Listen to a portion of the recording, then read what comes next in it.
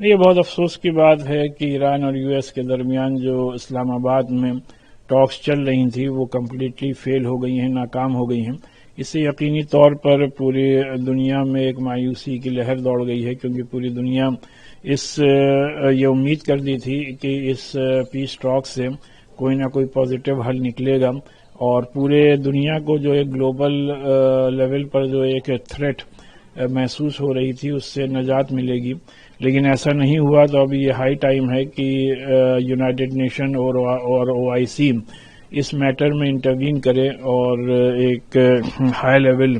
Dialogue conduct کرا کر کے اس میٹر کو ہمیشہ کے لیے سالو کریں۔ یہ پوری دنیا میں امن امان کے لیے بہت لازمی اور ضروری ہے۔ اب جیسے یہ رپورٹس آ رہی ہیں کہ یو ایس اے چائنا کو بھی تھریٹ کر رہا ہے،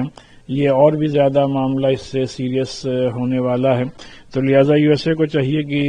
انٹرنیشنل لاز کا پاس اور لحاظ رکھتے ہوئے کسی بھی دوسری کنٹری کو اس طریقے سے دھمکی نہ دی جائے، بلکہ اس میٹر کو ٹیبل پہ بیٹھ کر کے حل کر لیا جائے، تو یہ پوری دنیا میں امن امان کے لیے اور تمام انسانوں کے لیے فائدہ مند ہوگا۔ دیکھیے، جہاں تک کہ شرائط کی بات ہے تو شرائط امریکہ کے حساب سے نہیں ہوگی، شرائط ایران کے حساب سے ہوگی۔ وہ تو ایران کی سبھیتا کو ختم کرنے چلے تھے، پھر اس کے بعد وہ ٹیبل ٹاک کرنے۔ اصل مسئلہ یہ پوری طریقے سے ایک کھیل تھا، امریکہ نے لڑائی کو روکا تھا پوری طریقے سے تاکہ ہم اپنی سینی شکتی کو پھر سے وہاں کے اوپر کھاڑی میں اور ہر طرف بڑھا لیں تاکہ ایران کے اوپر مضبوط طریقے سے حملے کریں۔ ایران بھی ہر حملے کے واسطے تیار ہے، ایران نہ جھکا ہے نہ ٹوٹا ہے۔ بے شک ایران میں شہادتیں ہوئی ہیں، ایران میں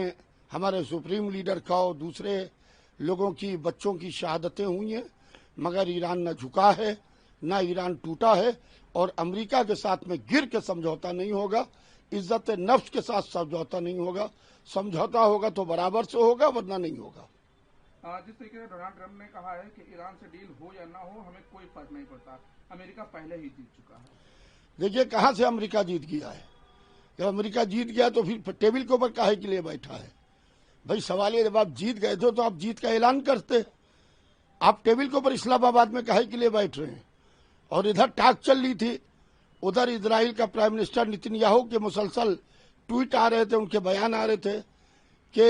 ہم پوری طریقے سے ایران کو ختم کر کے رہیں گے، ہم ایران کے اوپر حملہ کریں گے، ہم بات چیت میں نہیں ہیں۔ تو اس طریقے سے ایک طرف بات چیت ہو رہی ہے، دوسرے ڈونلڈ ٹرمپ کے ٹویٹ آ رہے تھے، ڈونلڈ ٹرمپ مسلسل بات چیت کے خلاف بیان جاری کر رہے تھے۔